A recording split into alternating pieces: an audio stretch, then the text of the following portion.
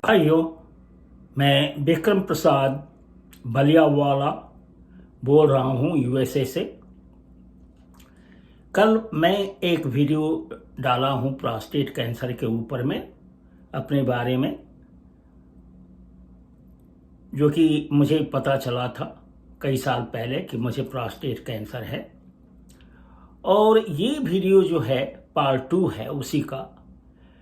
तो इसमें हम ये कहना चाहते हैं कि देखिए, मेरे फैमिली में, मेरे पेरेंट्स में, उनके भाइयों में कोई हिस्ट्री नहीं है प्रोस्टेट कैंसर का, एक्सेप्ट कि उनके बड़े भाई को हमको लगता है कि प्रोस्टेट कैंसर था, क्योंकि उनके ओल्ड एज में हम खुद ही उनका केयर किए थे।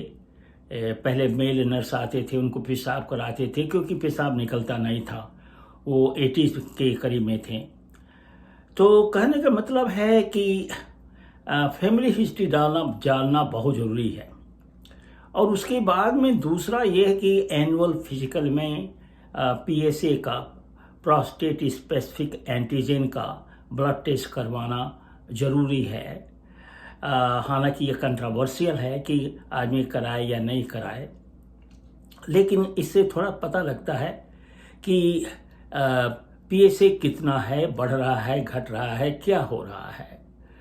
तो ये मेरा सजेशन है कि पीएसए एनुअल फिजिकल में अगर आपका फैमिली डॉक्टर बोले कराने को, तो आप जरूर करवाइएगा। उसके बाद में ऐसा हुआ कि हम जब अपने जापान ट्रिप के पहले मेरा कुछ ब्लड टेस्ट हुआ था, जिसमें कि मेरा पीएसए नॉर्मल से बिल्कुल नॉर्मल हो गया था, 18 के करीब। और उसके बाद में फिर बढ़ता गया। तो हम डिसाइड किए कि जब जापान ट्रिप से हम लौटेंगे तो फिर हम डॉक्टर को देखेंगे, और जो कहेगा डॉक्टर, यूरोलॉजिस्ट, और वही हम काम करेंगे। तो ऐसा हुआ कि आने के बाद में जब हम अपने यूरोलॉजिस्ट को दिखाए, तो वो क्या किए, रेक्टल एग्जामिनेशन किया जाता है प्रोस्टेट के लिए।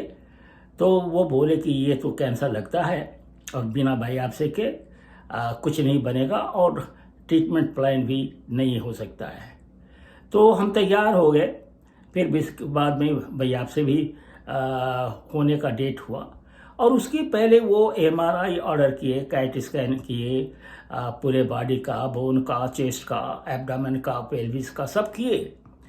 और सरप्राइजिंगली उसमें आया कि पॉसिबली मेटास्टैटिक डिजीज़ है बोन में, और अभी तक मेरा बायोप्सी नहीं हुआ था। तो इसमें क्या होता है कि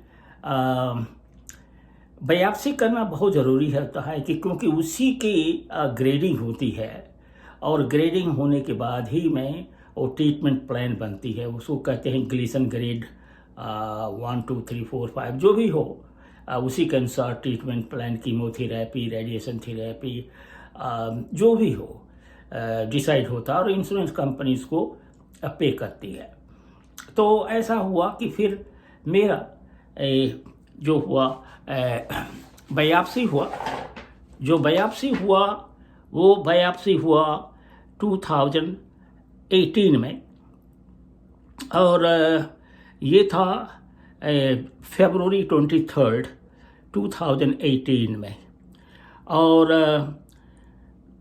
बायोप्सी का रिजल्ट आया कि ये जो हाई ग्रेड कैंसर है।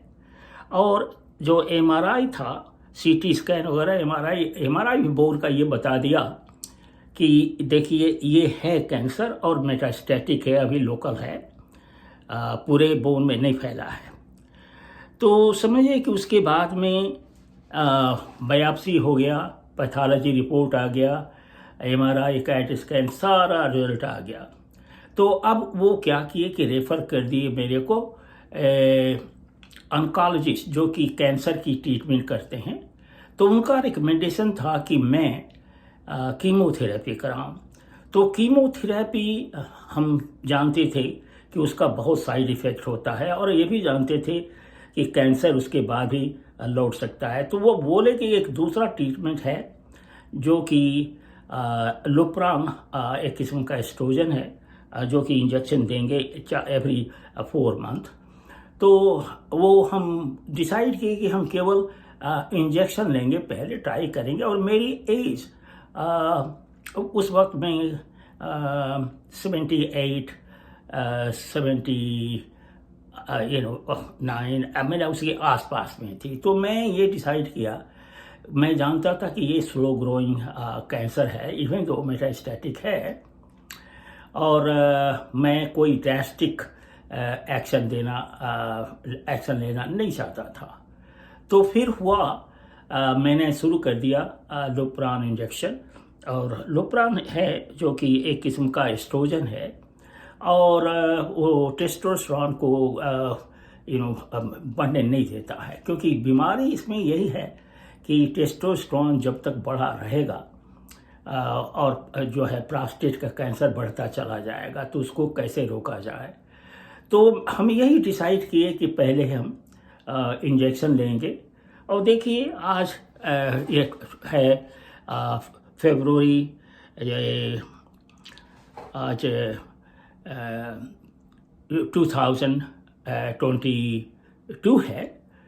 तो हमारा जो ट्रीटमेंट है एवरी 4 मंथ चल रहा है, और अभी तक मेरे को कोई प्रॉब्लम नहीं है। मेरे को पेशाब होता है बहुत अच्छे से, और कोई ऑब्स्ट्रक्शन नहीं है।